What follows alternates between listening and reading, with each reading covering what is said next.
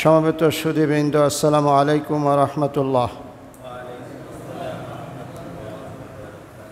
মহান আল্লাহর অসংখ্য অগণিত আন্তরিক শুকরিয়া আদায় করি, যিনি তার অনুগ্রহ বলে সুস্থতা সহ মানসিক যোগ প্রবণতা দিনের পথে রেখে আজকে জুমা পূর্ব আলোচনা এবং জুমার জামাতে শরীক হওয়ার তৌফিক দিয়েছেন। এজন্য আল্লাহর দরবারে শুকর গুজার হই, হৃদয় দিয়ে বলি আলহামদুলিল্লাহ।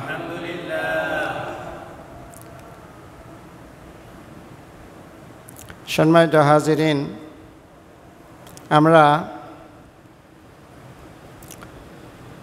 মানুষের জীবনের সফলতার জন্য আল্লাহ পাক কোরআনে আমাদেরকে হেদায়েত দিয়েছেন যে কখন আমরা সফল হব, আমাদের জীবন কখন সফল হবে আর জীবন কখন ব্যর্থ হবে। এ বিষয়ে আল কোরআনুল কারীমে আল্লাহ আমাদের জন্য হেদায়েত বা পথ নির্দেশ দিয়েছেন। সফলতার জন্য, ব্যক্তিগত সফলতার জন্য, সামষ্টিক সফলতার জন্য আল্লাহ রাব্বুল আলামিন আমাদেরকে পথ দেখিয়েছেন নবীর মাধ্যমে। সেই পথ অনুসরণ করলে ব্যক্তি আমরা সফল হব, আর যদি আমরা সমষ্টি এটা মেনে চলি তাহলে আমরা সমষ্টিরা সাফল্য লাভ করব।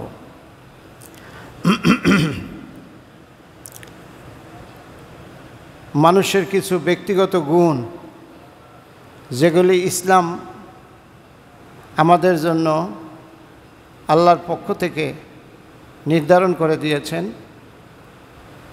সেই ব্যক্তিগত কিছু গুণাবলী আমি আপনাদের সামনে বলবো, যেগুলি আমাদের থাকা উচিত, যেই গুণগুলি আল্লাহ আমাদের থেকে চান, যেই গুণগুলি আমাদের থাকা চাই। এই ব্যক্তিগত গুণাবলী থাকলে আমরা ব্যক্তি হিসাবে সফল হব। ব্যক্তিগত গুণগুলির মধ্যে একটি হলো ইসলামের যথার্থ জ্ঞান। আমি যদি ব্যক্তিগতভাবে সফল হতে চাই তাহলে আমার ইসলামের সঠিক জ্ঞান থাকতে হবে।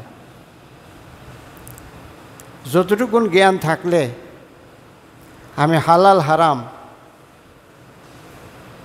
তারপর আল্লাহর হুকুম আহকাম, ফরজ হুকুম, ওয়াজিব হুকুমগুলি আমি বুঝতে পারি। এতটুকুন জ্ঞান অর্জন, এটা হলো যথার্থ জ্ঞান। এই জ্ঞান যদি থাকে তাহলে ব্যক্তি হিসাবে আমার সফল হওয়ার একটা গুণ হইল।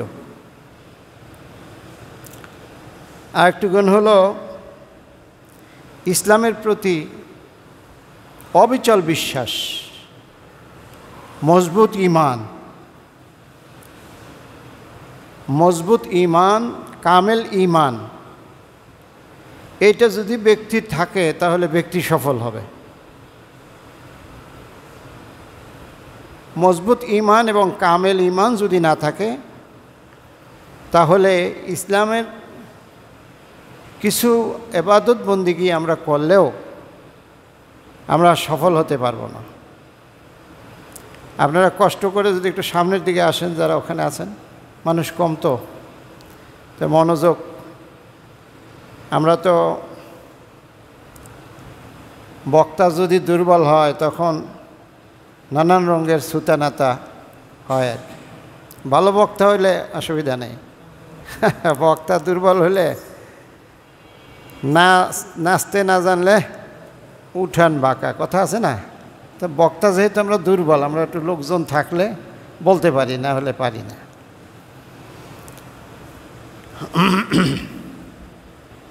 ইসলামের প্রতি অবিচল বিশ্বাস, বিচলিত হওয়া চলবে না। বিশ্বাসের উপর একটু আঘাত আসলে আর ঈমান নাই, এরকম হইলে হবে না, তাহলে সফল হওয়া যাবে না। সফল হইতে হলে একেবারে অবিচল, হেসড়ে খাওয়া যাবে না। পাশ কাটিয়ে দেওয়া যাবে না। মজবুত ঈমান নিয়ে দাঁড়িয়ে থাকতে হবে, তাহলে আমি ব্যক্তি হিসেবে সফল হইতে পারব। আর একটা হলো, কিছু গুণ লাগবে যেগুলি আমার একজন মানুষের পূর্ণতা দেয়। 8টা থেকে বিকাল 4টা পর্যন্ত অফিস, একজনের কথার কথা। 8টা থেকে বিটা 4টা হলো তার নির্দিষ্ট অফিসের টাইম। এই 8টা থেকে 4টা পর্যন্ত থাকলে সে তার দায়িত্ব পালন করলো, সে তার দায়িত্ব পালন করলো, তার দায়িত্ব পূর্ণ হলো। আর যখন 8টা থেকে 4টা করার পরও চিন্তা করে যে এই কাজটা শেষ করতে পারলে আমার অফিসের আরও ভালো হয়, ব্যবসার ভালো হয়, অতিরিক্ত আরও 2 ঘন্টা করে। কয় ঘন্টা? এটা হলো পূর্ণতা। এটা হলো কি? পূর্ণতা। এই 2 ঘন্টা না করলে আপনি দায়ী হবেন না, অপরাধী হবেন না, কিন্তু এই 2 ঘন্টা করলে ওই 8 ঘন্টার চেয়ে ফজিলত আপনার বাড়বে। 2 ঘন্টার কারণে 8 ঘন্টার চেয়ে অনেক বেশি ফজিলত বাড়বে। ঘন্টা কিন্তু 2টা, কিন্তু ফজিলত বাড়বে অনেক বেশি। তো পূর্ণতা মানুষের পূর্ণ বানায়, পূর্ণতা দেয় এমন কিছু গুণ মানুষের থাকা দরকার। আর মৌলিক আর অসৎ কিছু গুণ আছে, এইগুলি দূর করা লাগে, এগুলি থাকা চলবে না। মৌলিক গুণ একেবারে মৌলিক মূল দোষ আছে কিছু মানুষের, কিছু গুণও আছে একেবারে মূল, আসল গুণ, আসল দোষ। আসল দোষগুলি দূর করতে হবে, আসল গুণগুলি ধরা লাগবে, তাহলে আমি ব্যক্তি হিসাবে, পার্সন হিসাবে আমি সফল হব আল্লাহর কাছে। আর একটা হলো, মানুষের মানবীয় কিছু দুর্বলতা আছে।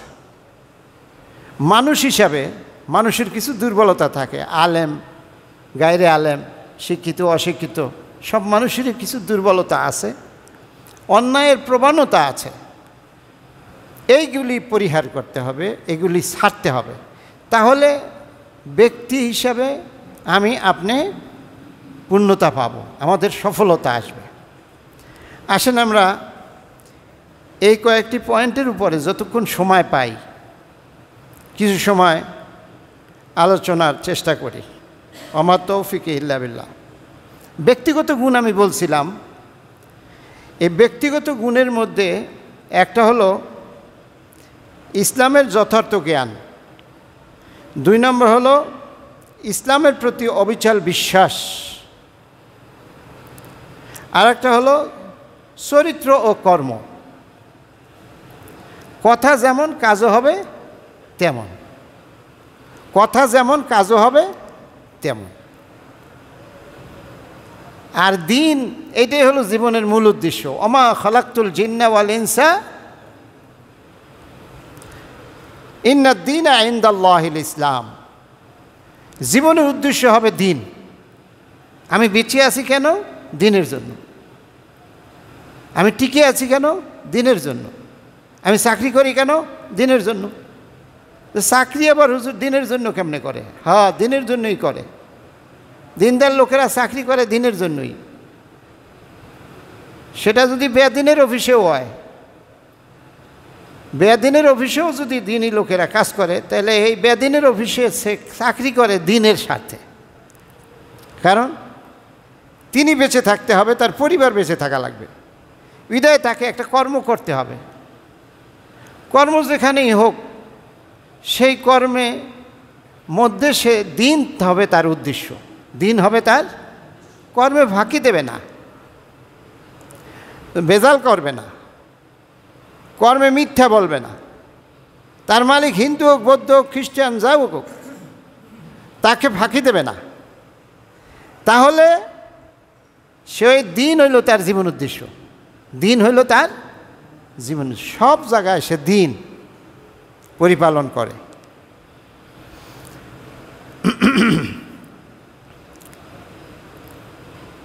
চরিত্র আর কর্ম কি? কাজ হতে হবে কথা অনুযায়ী। আমি যা কথা বলবো তা কাজ করব। এই গুণ যদি আমার থাকে তাহলে আমি ব্যক্তি হিসেবে সফল। লিমা তাকুলুনা মা লা তাফআলুন, এমন কথা কেন বলো যা নিজে করো না। আল্লাহ বলছেন কাবুরা মাকতান ইনদাল্লাহ, আল্লাহর কাছে এটা খুবই অপছন্দনীয় যে যা তুমি বলো তা তুমি নিজে করো না। আল্লাহর কাছে এটা খুবই অপছন্দনীয় যে যা তুমি বলো তা তুমি করো না। এমন কেন করো? তাহলে কাজ হবে কথা, কথা হবে আমার কথা অনুযায়ী কাজ হবে। এটা হলো চরিত্র ও কর্ম। অমুকে আমারে নামাজের কথা বলবে, অমুকে আমারে রোজার কথা বলবে, অমুকে আমায় তাম্বি দেবে, তারপরে আমি এই ভালো কাজটা করব।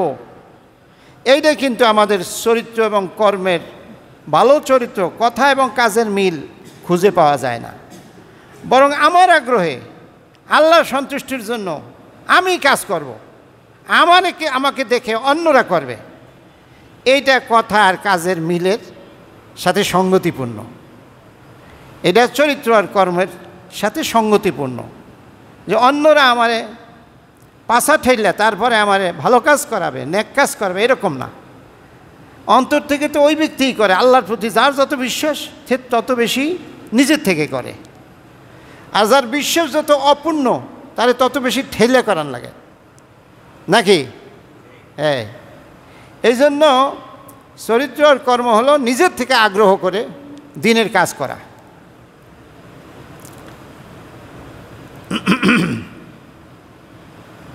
আর একটা কি চরিত্র আর কর্মের আর একটা, যে ভয়ভীতি আর লোভ লালসা কোনোটাই আমারে বিচলিত করে না।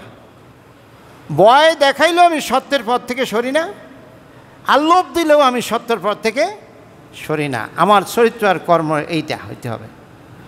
ভয় দেখাইলেও আমি সত্য থেকে পিছপা হই না, আর লোভের টোপ দিলেও আমি সত্যকে পিছনে দেই না। এইটা হলো চরিত্র এবং কর্ম। একজন মানুষের যদি চরিত্র আর কর্ম এইটা হয়, যে ভয়েও তাকে টলাইতে পারে না, লোভেও তাকে পিছাইতে পারে না, তাহলে সেই ব্যক্তি সফল হবেই।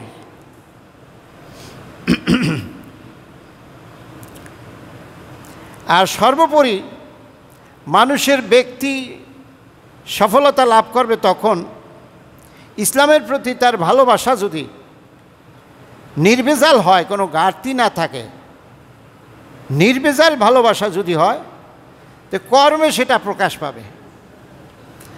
আমার ভালোবাসা যদি আল্লাহ এবং তার রাসূলের জন্য নির্ভেজাল হয়, তাহলে আমার কর্মে সেটা প্রকাশ পাবে। কর্মে যা প্রকাশ পায় তা ভিতরে আছে, আর ভিতরে নাই কিন্তু কর্মে প্রকাশ পাইছে, ওইটা হলো কপটতা, ওইটা হলো মুনাফিকি। যা ভিতরেও আছে বাইরে তার প্রকাশ হয়, এটা হলো ইমানদারি, এটা হলো, কিন্তু ভিতরে নাই বাহিরে আছে, এইটাকে বলে কপটতা, এটাকে বলে মুনাফিকি। মুনাফিক আল্লাহর কাছে বেশি আল্লাহর অপছন্দের নাকি কাফের অপছন্দের? বলেন তো, জোরে বলেন। কাফের বেশি খারাপ না মুনাফিক বেশি খারাপ? আচ্ছা, আর একটা জবাব দেন। মুনাফিক পাওয়া যায় মুসলমানের মধ্যে না কাফেরের মধ্যে না মুশরিকের মধ্যে? মুনাফিক কোনো কাফেরের মধ্যে থাকে না, মুনাফিক কোনো মুশরিকের মধ্যে থাকে না, মুনাফিক কোনো ইহুদের মধ্যে থাকে না, মুনাফিক থাকে মুসলমানের মধ্যে। কোথায় থাকে? তো মুনাফিক খুঁজতে হইলে মুসলমানের মধ্যে খুঁজতে হবে, এই যে আমাদের মধ্যে খুঁজতে হবে মুনাফিক। আর মুসলমান যখন মুনাফিক হয় তখন সে কাফের, ইহুদি, মুশরিক, মজুসি সবার চেয়ে নিকৃষ্ট আল্লাহর কাছে। তো আমরা কি মুনাফিক মুসলমান হতে চাই? তাহলে আমাদের ইনশাআল্লাহ চাই না। তাহলে আমাদের কাজ এবং কর্মে মিল থাকা লাগবে, চরিত্র কর্মে মিল থাকা লাগবে। ইমান অবিচল, ইমানের উপর অবিচল থাকতে হবে, অন্যেরা আমার ঠেলে ঠেলে ভালো কাজ করাইবে, তা হবে না। তাহলে চরিত্র আর কর্মে মিল নাই। যদি ঈমান আমার ভালোবাসার হয়, ইসলাম আমার ভালোবাসার হয়, তাহলে ওই ঈমান আর ইসলামই আমাকে ভালো কাজ করতে উদ্বুদ্ধ করবে, নিজে থেকে কাজ করাইবে।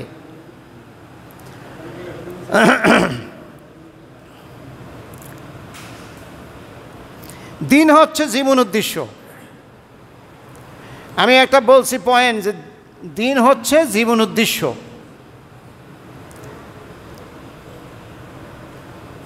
অর্থাৎ আল্লাহর দিনকে নিজের জীবনে পরিপালনের জন্য এবং মানুষের কাছে ঈদের দিনের দাওয়াত পৌঁছে দেওয়ার জন্য জীবনের এইটা হলো আমাদের জীবনের আকাঙ্ক্ষা। মানুষের জীবনে অনেক আকাঙ্ক্ষা থাকে, এইটা হবে ফার্স্ট আকাঙ্ক্ষা, এইটা হবে প্রধান আকাঙ্ক্ষা। দিনই হবে আমার জীবনের মূল উদ্দেশ্য। আর যা কিছু আমি করব এই দিনকে কেন্দ্র করে, সেন্ট্রাল হলো দিন, কেন্দ্রে আছে দিন, আর সব কাজগুলি ওই দিনকে কেন্দ্র করে দুনিয়াতে আমরা করব। সূর্য, গ্রহ, নক্ষত্রগুলি, বড় বড় নক্ষত্রগুলিকে কেন্দ্র করে অন্যান্য গ্রহ নক্ষত্র গ্রহণপুঞ্জ ঘোরে।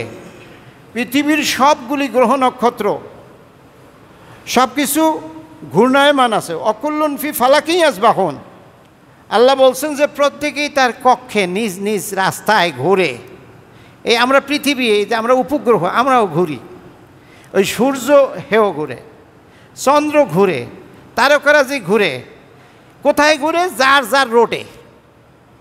এই রোড যেদিন ক্রস হবে সেই দিন হবে কিয়ামত। সুবহানাল্লাহ। রোড ক্রস হয়ে গেলে, একজনের রাস্তা আর একজন ঢুকে গেলে সেই দিন হবে। একজনের রাস্তা আর একদিন সেই দিনই ঢুকবে যেই দিন ইসরাফিল ফু দেবে। এর আগে প্রত্যেকটা গ্রহ নক্ষত্র তার নিজের রাস্তায় ঘুরবে, একটারে কেন্দ্র করে আর একটাকে ঘুরবে। সূর্য, তারপর ইউরেনাস, নেপচুন, প্লুটো, আরও অন্য অন্য আমাদের কাছাকাছি যে সৌর পরিবারের সদস্য আছে, তারা একটা গ্রহকে কেন্দ্র করে ঘোরে।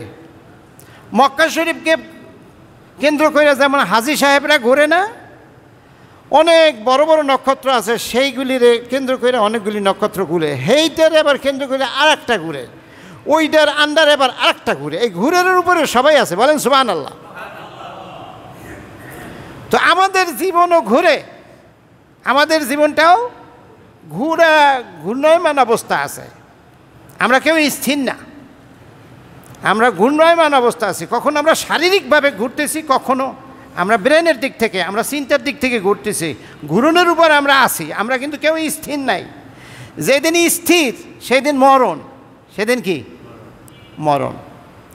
আর যেই দিন ওই আসমানের গ্রহ নক্ষত্রগুলি ঘুরবে না সেদিন কিয়ামত। আর আমরা যেদিন স্থির হব সেদিন আমাদের মরণ। জোরে আল্লাহু আকবার বলেন।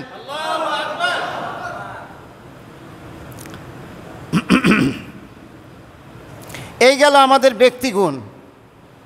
আমাদের একসাথে আমরা চলি। জুমার দিন আমরা আজকে অনেক আসছি, অনেকে আসবো। আমরা বাজারে যাই, আমরা রাস্তাঘাটে যাই, ওয়াজ মাহফিলে যাই, দিনই হালকায় যাই, জিকির আজকারের মাহফিলে যাই, তারপর নানান সভা সমিতিতে আমরা যাই, বিয়ের অনুষ্ঠানে যাই, সামাজিক অনুষ্ঠানে যাই।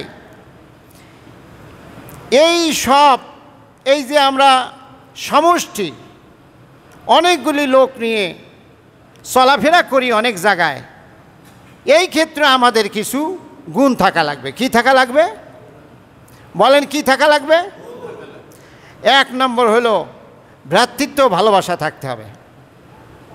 ভাই ভাইয়ের সম্পর্ক থাকতে হবে। একজনের সাথে আর একজনের ভালোবাসার মহাব্বতের সম্পর্ক থাকতে হবে। যদি আমাদের এই সমষ্টির মধ্যে, এই অনেক মানুষের মধ্যে, এই সমাবেশে, এই মাহফিলে, এই জুমার আয়োজনে, এই দাওয়াতি কাজে, যেখানে আমরা অনেক মানুষ থাকি, এখানে যদি ভাই ভাই না হই, ভালোবাসা যদি না থাকে, তাহলে কিন্তু আমরা সফল হতে পারবো না। ভালোবাসা এবং ভাই ভাইয়ের সম্পর্ক থাকা লাগবে। তাহলে আমরা আগে ব্যক্তিগতভাবে ওই গুণগুলি থাকার কারণে আমি নিজে নিজে সফল হয়েছি। এখন একা একা মানুষ চলতে পারে না, অন্যদের নিয়ে চলতে হয়। অন্যদের নিয়ে যখন চলবো তখন আমরা সফল হব এই গুণ থাকলে, যে ভালোবাসা এবং ভাইয়ে ভাইয়ে সম্পর্ক, ভালোবাসা এবং ভাইয়ে ভাইয়ে সম্পর্ক। আর একটা হলো পারস্পরিক পরামর্শ। পারস্পরিক পরামর্শের ভিত্তিতে কাজ করা লাগবে। তাহলে আমরা সমষ্টি, আমরা যে সবাই মিলে একটা সমাজে তো অনেক মানুষ থাকে, সমাজ যদি পরামর্শ করে কাজ করে তাহলে সমাজ সফলতা লাভ করবে, সমাজ সফল হবে। এই মসজিদে অনেক মানুষ আসে, এরা যদি পরামর্শ করে কাজ করে তাহলে এই মসজিদের সবাই সফল হবে। কি হবে? এইভাবে গোষ্ঠী, অনেক মানুষ একত্র হইলে একে অপরের সাথে পরামর্শ করে কাজ করতে হবে। যদি করি তাহলে আমরা সবাই মিলে সফল, আমরা সবাই মিলে সফল। ব্যক্তি পরামর্শতে সফল হয় না, কারণ ব্যক্তি পরামর্শ করবে কার সাথে? যখন 2 জন হয়, 3 জন হয়, তখন পরামর্শের প্রশ্ন আসে।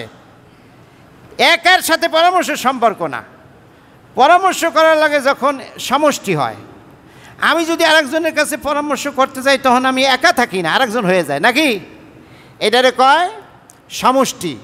এই সমষ্টি সফল হবে তখন যখন সমষ্টির মধ্যে পরামর্শ থাকবে।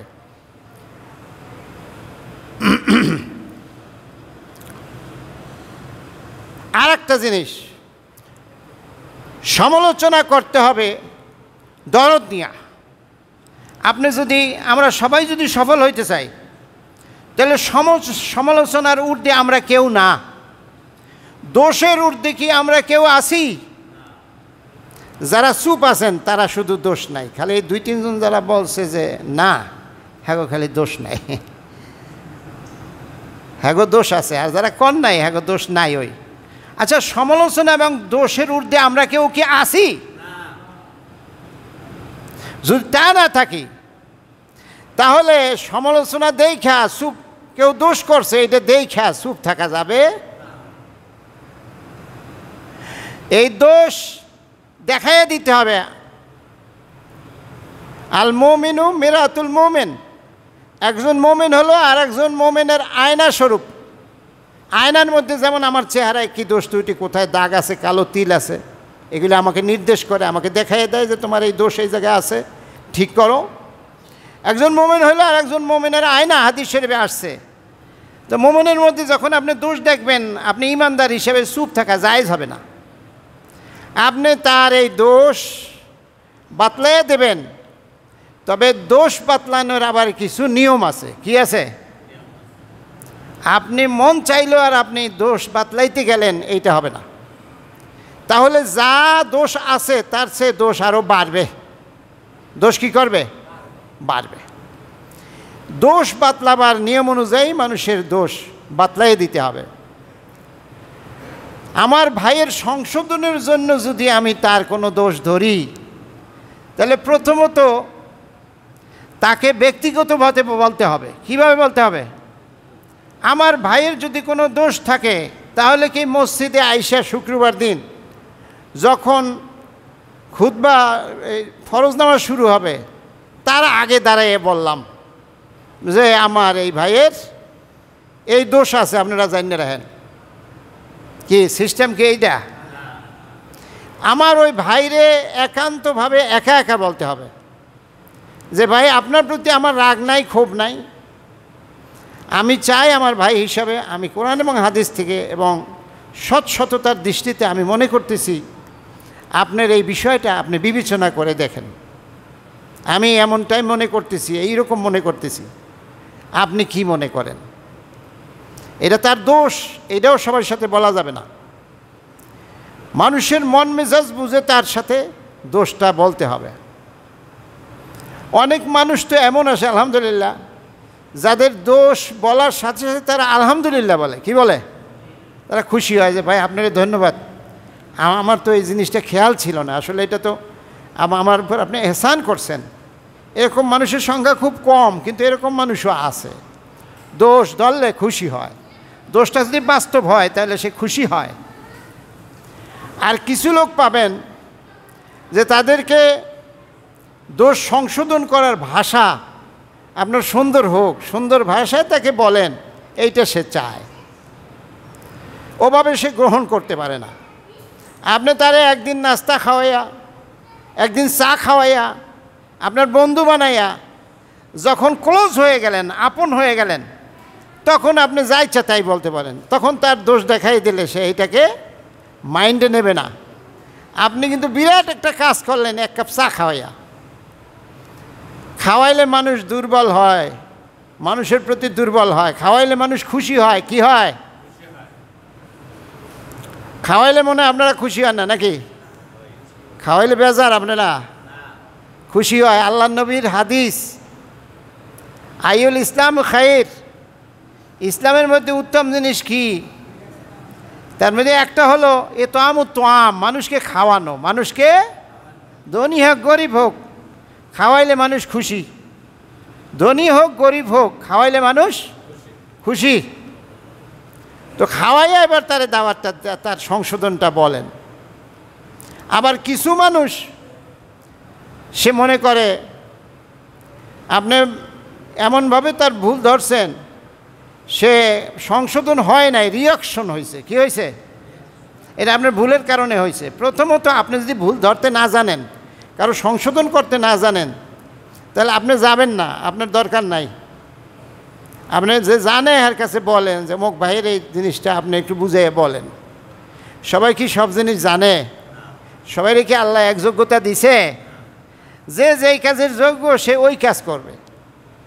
এইভাবে অন্যের সমালোচনা, অন্যের ভুলগুলি ধরিয়ে দেওয়া, এটা সামাজিক, এটা সামষ্টিক কাজ। এটা যদি আমরা না করি সমাজে, তাহলে সমাজ ভুলে ভরে যাবে, সমাজটা একেবারে তলায় যাবে, অন্যায় অপরাধে ভরে যাবে। যেমন এখন আমাদের সমাজ, আমাদের এই সমাজে আমরা ভুল ধরি না, অন্য সংশোধনের চিন্তা নাই। যে দুই একজনও আমরা নিজেরা দিনের উপর চেষ্টা করি চলার, বাকিদের ভুল সংশোধনের চিন্তা আমাদের নাই, যার জন্য এই সমাজ আজকে এই অবস্থা। অন্যায় অনাচার এইটাই ন্যায়, অন্যায়টাই আজকে ন্যায়, জুলুমটাই আজকে হচ্ছে ইনসাফ। জুলুমটাই হলো এই সমাজে ইনসাফ। সৎ সততার ভাত নাই, সৎ সততার মূল্য দেয় না। সততা অফিসে দেখাইতে গেলে তার বান্দরবন ট্রান্সফার করে অথবা তার চাকরিচ্যুত করে। ওই অফিসের সবাই তার জানের শত্রু। এটা কিসের ফল জানেন? আমরা অন্যায় দেখা অন্যায়ের বিরোধিতা করি না, এই জন্য আমরা এই পর্যায়ে গেছি। আমাদের কপালে মুগর আছে। কপালে কি আছে? মান রা মিনকুম মুনকারান, আল্লাহ রাসূলের হাদিস, যে ব্যক্তি তোমাদের মধ্যে কোনো মন্দ কাজ দেখে, ফালিয়ুগাইয়িরহু বিয়াদিহি, সে যেন হাত দ্বারা তা পরিবর্তন করে দেয়, অর্থাৎ শক্তি দেয়, যদি থাকে শক্তি প্রদর্শন করে তা যেন বন্ধ করে দেয়।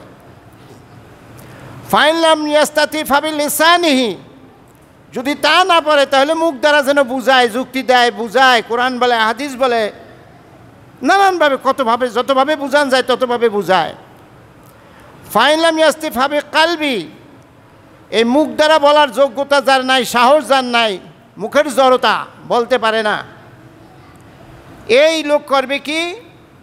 অন্তর দিয়ে অন্যায়টাকে ঘৃণা করবে। অন্তর দিয়ে, এইভাবেই তর্জমা অনেক বইতে আমি লেখা, অন্তর দিয়ে ঘৃণা করবে। আমি হাদিসের ব্যাখ্যা, একাধিক ব্যাখ্যার কিতাবের মধ্যে দেখলাম যে অন্তর দিয়ে ঘৃণা করবে, এই ব্যাখ্যাটা সঠিক না। অন্তর দিয়ে ঘৃণা করবে এই কথা এখানে এইটা বোঝানো হয় নাই। অর্থাৎ ওইটা পরিবর্তন না করা পর্যন্ত তার অন্তরের মধ্যে জ্বালা তৈরি হবে, ততক্ষণ সে ঘৃণা প্রকাশ করবে এবং ওইটা পরিবর্তন করার পরিকল্পনা, চেষ্টা অব্যাহত রাখবে। এটা কেমনে পরিবর্তন করা যায়? আমি তো হাত দিয়েও বাধা দিতে পারলাম না, মুখ দিয়েও বুঝাইতে পারলাম না। এখন অন্তর দিয়ে কি করব? অন্তর দিয়ে চিন্তা করব কেমনে ওইটা পাল্টানো যায়। এটা হলো তৃতীয় স্তর। এই তৃতীয় স্তরে সব মুসলমান দলে দলে যোগ দেবে। সুবিধাবাদী মুসলমান তো সুবিধাবাদী, মুসলমান মানুষ তো সুবিধাবাদী, সে খালি তৃতীয় স্তর অর্থাৎ অন্তর দিয়ে ঘৃণা করা এই সস্তাটার দিকে যাবে। এই জন্য আল্লাহ নবী সতর্কবাণী বলছে, ওয়াযালিকা আদআফুল ঈমান।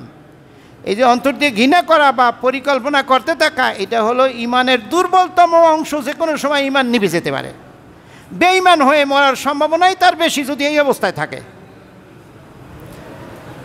হয় তাকে দ্বিতীয় স্তরে আসতে হবে, আর না হয় তাকে প্রথম স্তরে আসতে হবে।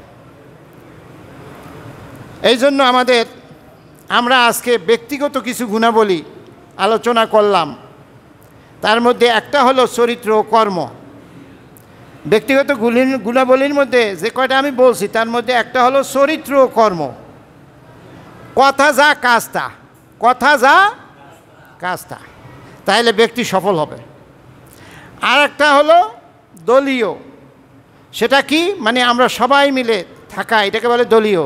দলীয় গুণের মধ্যে অন্যতম হলো অন্যায় দেখলে বাধা দেওয়া, হাত দ্বারা, না পারলে মুখ দ্বারা বা অন্য কোনো কলকৌশলে, সর্বশেষ অন্তর দ্বারা তা পরিবর্তনের চেষ্টা করা, নানান কায়দা কৌশলে, শরীয়ত জায়েজ পদ্ধতিতে। এইটা যদি আমাদের মধ্যে থাকে তাহলে আমরা এই গ্রুপ, এই সমাজ আমরা সফল হব। আর চরিত্র কর্ম যদি ব্যক্তির ভালো হয় তাহলে ব্যক্তিও সফল হয়ে যাবে। ব্যক্তির সফল হবে চরিত্র কর্ম প্রধান, আর সমাজ সফল হবে, আমরা সমষ্টি সবাই সফল হব যদি অন্যায় দেখে অন্যায়ের প্রতিরোধ করি।